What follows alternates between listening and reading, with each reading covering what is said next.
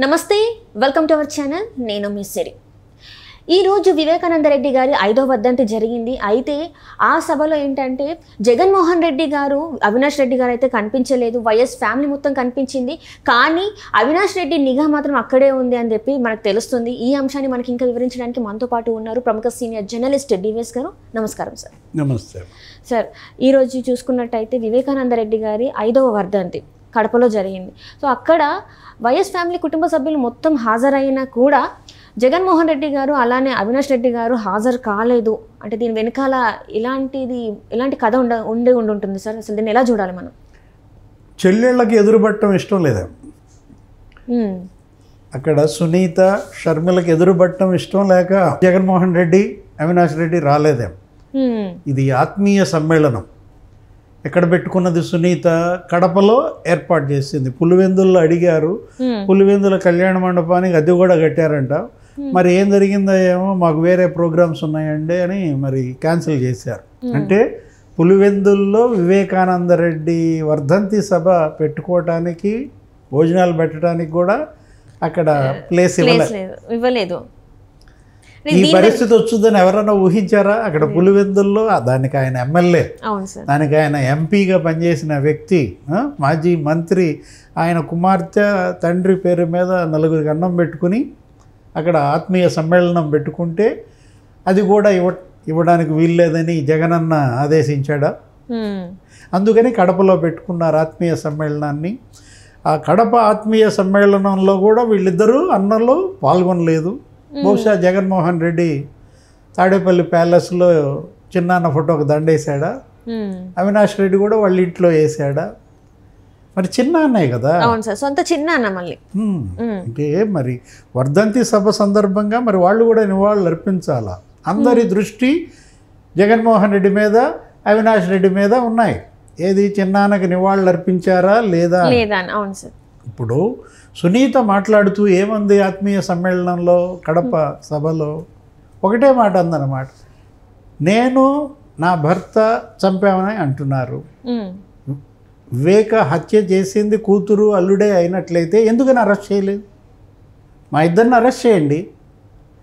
వివేక హంతకుల పట్టిస్తే 5 లక్షలు నజరానా ప్రకటించారంటమ్మా పోలీస్. ఎంత? 5 లక్షలు. నన్ను పట్టిస్తే 5 లక్షలు నీకు వచ్చాయి కదా జగనన్న అని అంటోంది. ఎవరు? సునీత. ఈరోజు మనం ఆ స్పీచ్ను వింటే అంతఃకరణ శుద్ధి అంది. అంటే ప్రమాణం చేసేటప్పుడు ముఖ్యమంత్రిగా అంతఃకరణ శుద్ధితో రాగద్వేషాలకు అతీతంగా విధులు నిర్వర్తిస్తానని వస్తుంది కదా. ఇదేనా ప్రమాణం? ఇదేనా నీ అంతఃకరణ శుద్ధి జగనన్న అని అడిగిందనమాట.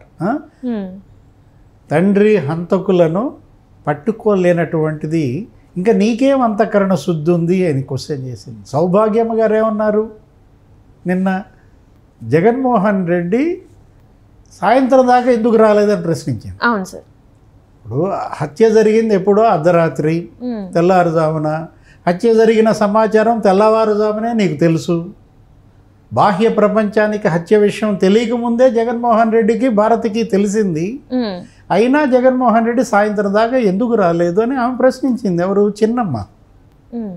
ఇప్పుడు తన కూతురు ఒంటరి పోరాటం చేస్తోందంటూ ఆమె యొక్క సునీత యొక్క డిమాండ్ని ఆమె బలపరిచింది. ఏంటి?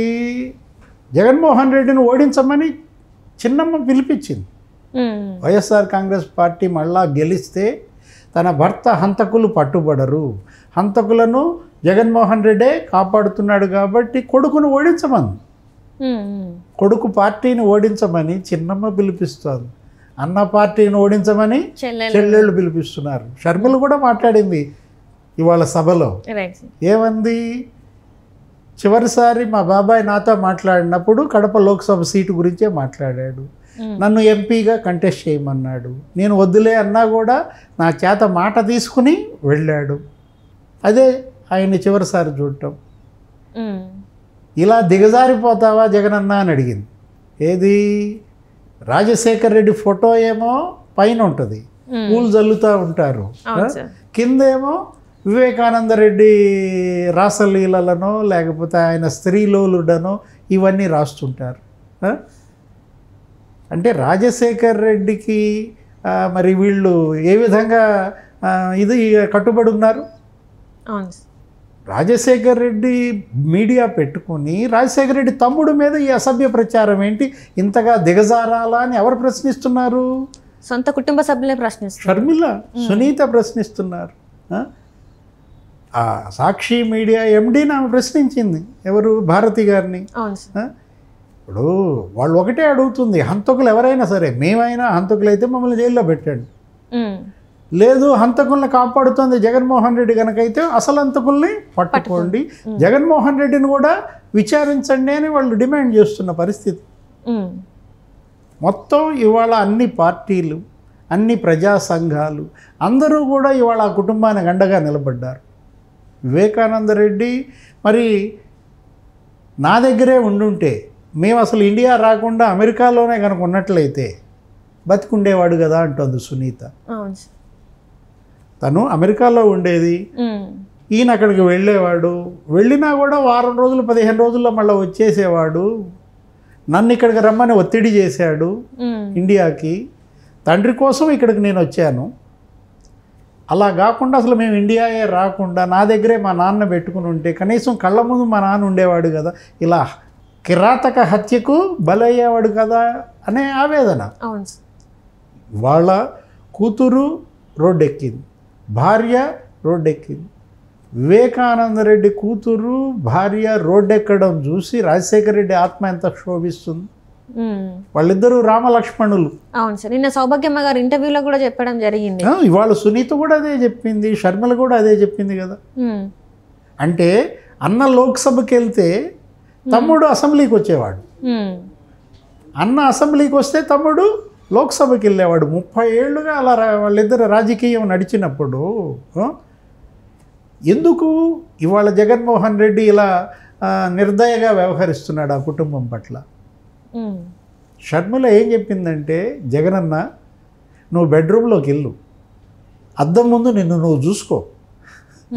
ఏది, ఒక్కసారి అద్దం ముందు నిన్ను నువ్వు చూసుకొని నిన్ను నువ్వు ప్రశ్నించుకో, నువ్వు చేస్తుంది కరెక్టేనా, హంతకులను కాపాడటం న్యాయమేనా అని వాళ్ళు ఎవరు ప్రశ్నిస్తున్నారు? చెల్లెళ్ళు ప్రశ్నిస్తున్నారు, చిన్నమ్మ నిలదీస్తోంది, అడుగుతోంది అన్నమాట. ఇప్పుడు దస్తగిరి అదే అన్నాడు కదా. అవును సార్.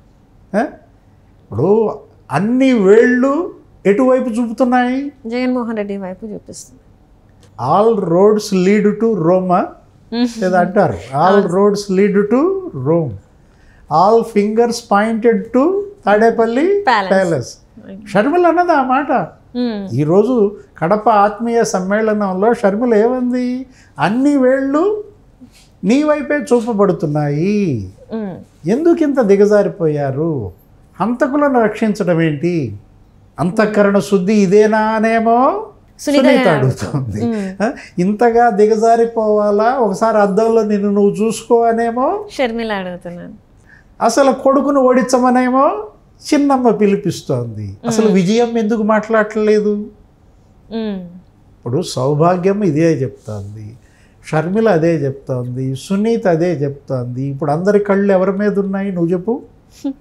వైఎస్ విజయమ్మ. ఎక్కడున్నారు విజయమ్మ? విజయం ఇంతవరకు ఎందుకని నోరు తెరవట్లేదు? కొడుకు అండగా ఉండొచ్చు కదా, కొడుకు నిజాయితీ పరుడు అని చెప్పచ్చు కదా. ఇద్దరు కలిసి నా కొడుకుని ఇలా చేస్తున్నారని చెప్పగలదా? తనకు నిజం తెలిసేమో సార్, మరి అంతే కదా సార్. ఇప్పుడు తను మాట్లాడట్లేదు అంటే ఈరోజు బయటకు వచ్చి అంటే ఏ సైడ్ కూడా తీసుకోలేకపోతున్నారు అంటే తనకి నిజం తెలిసే తను సైలెంట్గా ఉందని అనుకోవచ్చా సార్? అంటే విజయమ్మ కూడా మౌనంగా ఉన్నారు అంటే అర్థం కొడుకు యొక్క దీన్ని ప్రశ్నిస్తున్నట్టే. కొడుకని ఆమె బయటికి రాలేకపోతున్న పరిస్థితి, లేకపోతే ఇవాళ ఆత్మీయ సమ్మేళనానికి ఆమె కూడా ఇవాళ వచ్చేదన్నమాట. ఇప్పుడు తోడి కోడలు చెప్తోంది తప్పు, నా కొడుకు నికార్సైనాడు నిజాయితీ పరుడు అని చెప్పచ్చు కదా విజయమ్మ బయటకు వచ్చి. విజయమ్మ ఎందుకని చెప్పటం లేదు? విజయమ్మని ఏమైనా బెదిరించారా? ఇలా అందరిలో కూడా ఇవాళ అనుమానాలు. అన్ని వేళ్ళు జగన్మోహన్ రెడ్డి వైపే చూపుతున్నాయన్నది అందుకే.